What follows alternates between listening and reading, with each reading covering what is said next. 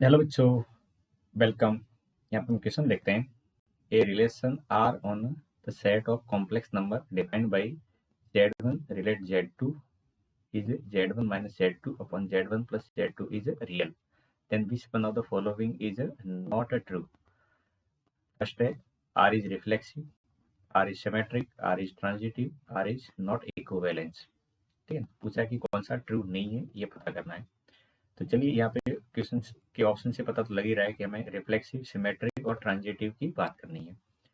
तो one by one करके बात करते हैं। पहले करते हैं बात रिफ्लेक्सिव पे। अब रिफ्लेक्सिव की बात अगर कर रहे हैं तो उसमें बेसिकली क्या होगा, Z1 को रिलेट Z1 से ही किया जाएगा।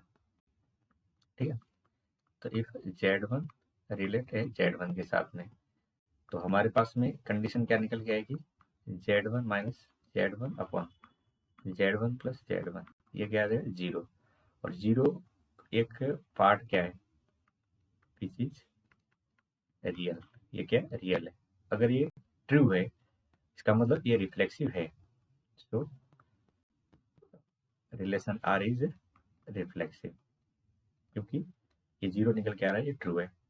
अब सेकंड पे आते हैं, सिमेट्रिक पे बात करते हैं। तो सिमेट्रिक वाली कंडीशन पे क्या होगा, यहाँ पे दो कंडीशन लेके चलेंगे। Z1 रिलेट अगर Z2 है और उससे कंडीशन मिल रही है Z1 माइनस Z2 और Z1 प्लस Z2, और ये कोई रियल पार्ट है, लेट कोई सी पार्ट है। ठीक है, और सी क्या है, कोई रियल वैल्यू है। तो उल्टा अगर इसमें से निकालें Z2 रिलेट Z1 करना चाहें तो यहाँ से क्या निकलेगा, Z2 minus Z1 upon Z1 plus Z2, और ये वाली वैल्यू जस्ट ऊपर वाली वैल्यू की नेगेटिव साइन के बराबर है। बट हमें नेगेटिव पॉजिटिव की बात नहीं करनी है, यहाँ पे तो रियल से पूछा जा रहा है। तो ये दोनों वैल्यू क्या है, रियल है, विच इज रियल। अगर रियल है दोनों साइड से, Z1 रिलेट Z2 भी रियल दे रहा है और Z2 रिलेट Z1 भी रिलेट दे रहा है, तो हम कह सकते हैं कि R कैसा है हमारा, सिमेट्रिक है।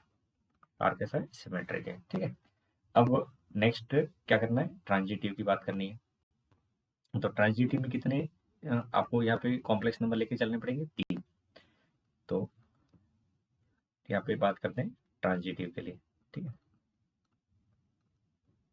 अब ट्रांजिटिव के लिए 3 लेते हैं, लेट से Z1। अब यहाँ पे आपको थोड़ा सा आयोटा के फॉर्म में लेके चलना पड़ेगा, और Z2 equal to x2 plus iota y2, और Z3 की जगह x3 प्लस आयोटा y3। ठीक है, अब यहाँ पे पहले Z1 रिलेट Z2 पे बात करते हैं। तो यहाँ से क्या मिलेगा, Z1 minus Z2 upon Z1 plus Z2 की कंडीशन यहाँ से निकालने की कोशिश करते हैं। तो Z1 की जगह क्या है आपका x1 प्लस आयोटा y1 है, और Z2 की जगह x2 प्लस आयोटा y2 है, और नीचे Z1 प्लस Z2 है, तो x1 प्लस आयोटा y1, और दूसरा है x2 प्लस आयोटा y2। अब इसको थोड़ा सा सिंप्लीफाई करने की कोशिश करते हैं। देखिए इसको सिंप्लीफाई करेंगे जैसा कि हम हमेशा किसी भी कॉम्प्लेक्स नंबर के केस में करते हैं। तो ऊपर वाला पार्ट देखेंगे तो इसमें रियल पार्ट क्या आ रहा है, x1 माइनस x2, और इमेजनरी पार्ट है आपका y1 माइनस y2, है क्या नहीं। ओके, यहाँ पे ये माइनस साइन आगे रहेगा। अब दोनों को सब्ट्रैक्ट किया है तो ओके, यहाँ पे ये प्लस का साइन आएगा। देख लो क्या आएगा, प्लस ही तो आएगा। हाँ, और नीचे वाला पार्ट देखेंगे तो x1 प्लस x2, और यहाँ पे आयोटा y1 प्लस y2।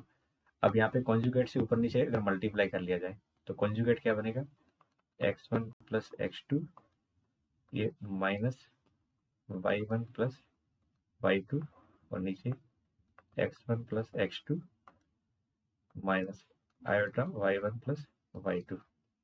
अब इसको मल्टीप्लाई करेंगे तो ऊपर वाले पार्ट में रियल वाले पार्ट कैसे निकलेंगे, x1 x2, और यहाँ पे x1 प्लस x2 से मल्टीप्लाई हो जाए, और इमेजनरी वाला पार्ट इमेजनरी से मल्टीप्लाई हो जाए, तो ये पार्ट प्लस में आ जाएगा क्योंकि माइनस आयोटा इस पर बनेगा। तो y1 माइनस y2, और यहाँ से बन जाएगा y1 प्लस y2। ये तो रियल पार्ट है। इसके अलावा इमेजनरी पार्ट आएगा। तो इमेजनरी पार्ट कैसे बनेगा, जब एक रियल और एक इमेजनरी पार्ट मल्टीप्लाई होगा तो यहाँ से इमेजनरी के साथ मल्टीप्लाई होगा y1 माइनस y2 और यहाँ से मल्टीप्लाई होगा, चलिए थोड़ा सा इसको नीचे लिख लेते हैं आयटा वाले सारे पार्ट। तो आयटा के साथ में क्या होना चाहिए, तो ये होना चाहिए y1 minus y2 multiply x1 plus x2, ये बार ले लिया आयटा तो, और ये पार्ट इधर से मल्टीप्लाई होगा तो माइनस आयटा तो कॉमन ले x1 माइनस x2, इधर से ये y1 प्लस y2 से मल्टीप्लाई हो जाए तो x1 माइनस x2 मल्टीप्लाई हो जाए y1 प्लस y2 से, और इस पूरे के डिवाइड में क्या आ जाएगा, ये आपका बन जाएगा x1 प्लस x2 का whole square plus y1 plus y2 का होल स्क्वायर। अब बोला जा रहा है कि ये एक रियल है, ये क्या है, रियल है।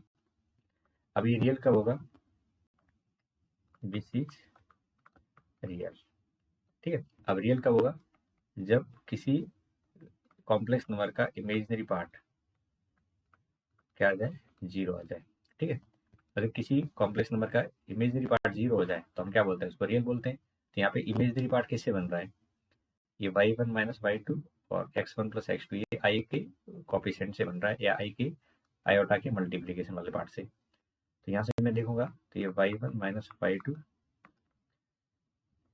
और x1 प्लस x2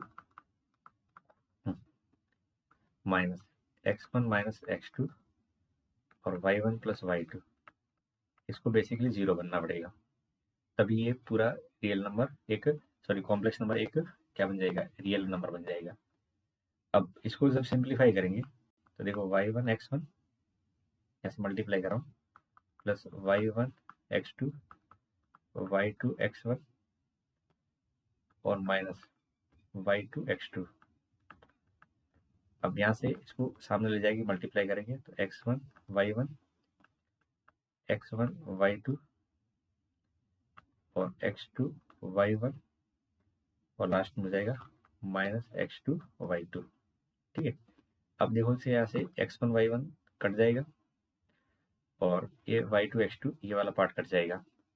अब जो बचेगा, जैसे ये y1 x2 और x2 y1 बच रहा है और इधर बच रहा है x1 y2 और x2 y1, तो इसमें देखोगे तो आपका x2 y1, ठीक है, ये इधर ऐड हो जाएगा और ये वाला पार्ट इधर जाके ऐड हो जाएगा, तो 2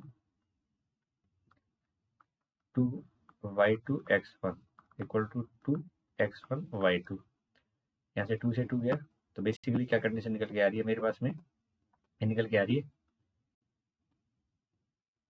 ये है x2 y1, ठीक है, x2 और y1। तो मैं यहाँ से कह सकता हूँ कि y1 by x1 equal to निकल के आ रहा है y2 बाई x2। इतना समझ में आ गया, थोड़ी सी यहाँ पे कैलकुलेशन वाला पार्ट है, आई होप समझ गए होंगे। अब ये तो मुझे निकल रहा है Z1 रिलेट Z2 से, ये वाली कंडीशन कब आ रही है, जब Z1 को Z2 से रिलेट कर रहे हैं। अगर मैं Z2 रिलेट Z3 करूँ तो ये बन जाएगा y2 x2 और यहाँ बन जाएगा y3 और x3। कोई दिक्कत बताओ यहाँ पे समझने में। अब Z1 Z2 से तो y1 by x1 equal to y2 by x2 मिल रहा है। तो सिमिलरली जब कैलकुलेशन पूरी जैसे मैंने यहाँ पे करी है ट्रांजिटिव के पार्ट में, तो यहाँ से आपको पता ही है सेम प्रोसेस से यहाँ तक हम पहुँच जाएंगे। अब इन दोनों से देखिए, अगर मैं इनको आपस में इक्वेट करूँ, ठीक है, तो ये मुझे मिल जाएगा y1 by x1 equal to मिल जाएगा y3 बाई x3 मिल जाएगा। तो इसका हम क्या कंक्लूजन निकाल सकते हैं कि ये Z1 रिलेट Z3 हो रहा है। अब Z1 Z2 और Z2 Z3 की कंडीशन से मुझे Z1 रिलेट Z3 मिल रहा है, तो इसका सीधा सा मतलब है कि ये कैसा है, ट्रांजिटिव भी है। कैसा है, ये ट्रांजिटिव भी है। और ट्रांजिटिव है तो हम क्या कह सकते हैं कि ये एक फंक्शन रिफ्लेक्सिव भी है, सिमेट्रिक भी है, ट्रांजिटिव है। तो इसमें बोला कि कौन सा इसमें ट्रू नहीं है, तो ये तो ट्रू है। अब R is not equivalence, R equivalence है, अब बोल रहे हैं इक्विवेलेंस नहीं है, तो ये बात गलत है। तो गलत वाली बात तो पूछिए इस क्वेश्चन में, तो 4 ऑप्शन इसका करेक्ट हो जाएगा। Thank you.